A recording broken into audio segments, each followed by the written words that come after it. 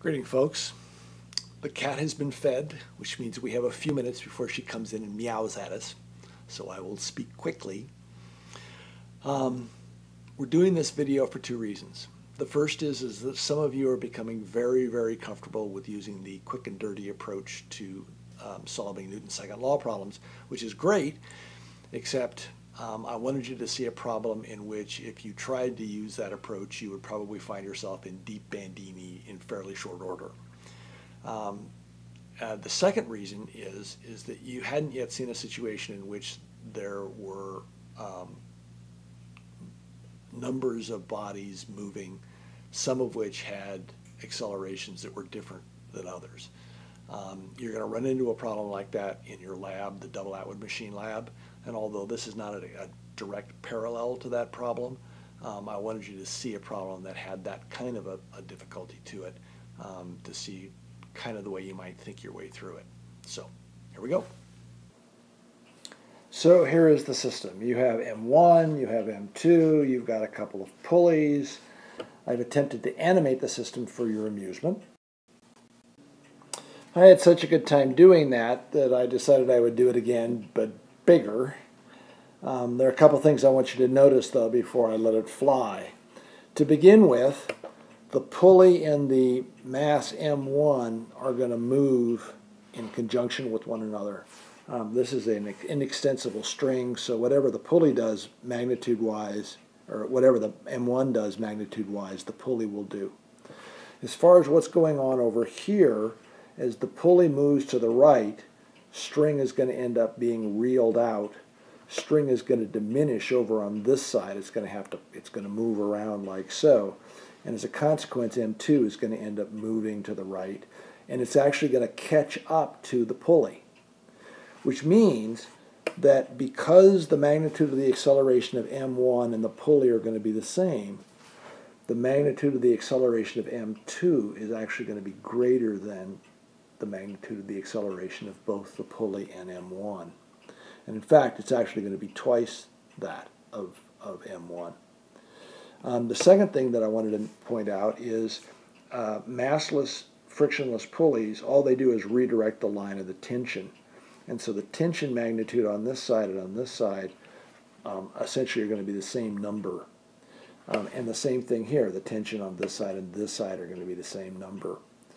This tension and this tension, on the other hand, are not going to end up being the same.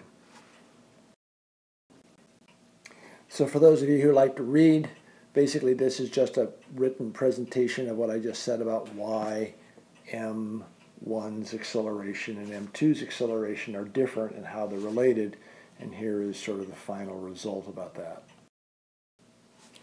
So the second part of this problem is going to try to figure out what the acceleration, or at least the magnitude of the acceleration of M1 is. And to do that, we're going to have to figure out what these tensions are. So in an attempt to go after that bit of information, we're going to go ahead and use Newton's second law, and this is going to be your practice in using the formal approach to Newton's second law.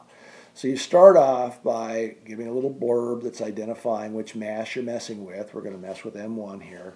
And we start with the free body diagram. And on the free body diagram, you put the forces.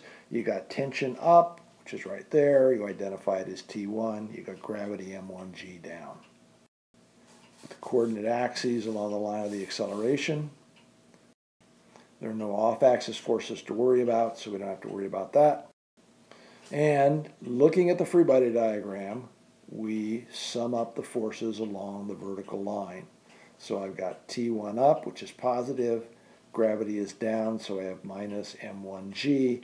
That equals the mass times the acceleration, which is in the negative direction. I've taken up to be positive. I'm seeing the acceleration is down, which is technically negative. So I'm unembedding the negative sign. That's what that negative sign is doing there. That makes this A1 term a magnitude. And I've defined that simply to be A, because I'm going to end up having the acceleration of this guy and this guy in terms of a common parameter. I'm going to call that parameter A. So from this relationship, I can solve for what T1 is, what this tension would be. Because I need a second relationship, I'm going to go ahead and take a look at what's happening with M2. M2 is going to have a tension, which I'll call T2. I know it's accelerating with an acceleration equal to 2a. The free body diagram has a normal force due to the support of the table, gravity down, tension T2, coordinate axis in the vertical and the horizontal, no off-axis forces to worry about. Summing up the forces in the horizontal, I have only T2. I put that equal to MA2, which is equal to 2A, and I solve and I end up with T2 is equal to 2M2 times A. So right now I've got two different tensions. I have T2, I have T1, and I have the magnitude of the acceleration. Both of these are in terms of that same A term. So I have three unknowns. I have two equations for my Newton's second law problem. I need one more equation. I'm going to get that by trying to relate these tensions to one another, and I'm going to do that by doing a free body diagram on this pulley. There's a statement of all of that information.